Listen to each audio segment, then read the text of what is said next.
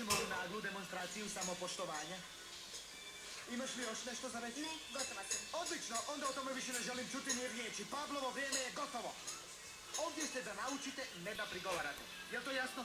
Pogledajte grupu koju smatramo elitnom, marljivo rade i nikad se ne žale. Oprostite, ali ni mi se ne slažemo s tim što su dobili.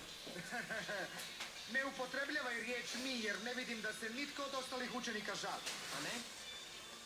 Jer se i ja slažem s Ma, njom. jesi li poludio? Ne može se pridružiti tim gubitnicima. Udjela, pusti me. Nisam iznenađen.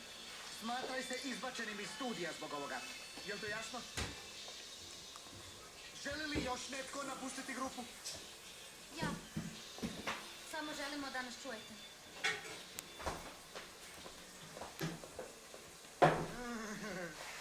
Imate 30 sekundi da pokupite stvari, jer ovakvo ponašanje više neću dopuštati u studiju. U redu? I ja odustajem, Gregorio. I ja. Što to radiš? Ja odustajem, Gregorio. Dobro, čini se da se svi slažemo.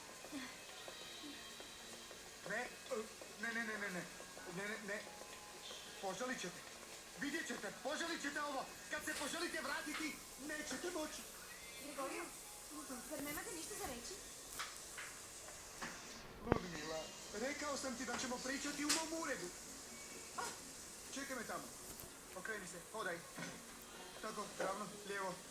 A vi sad, ajde, tamo, čekaj, ne, ti, gdje su sad?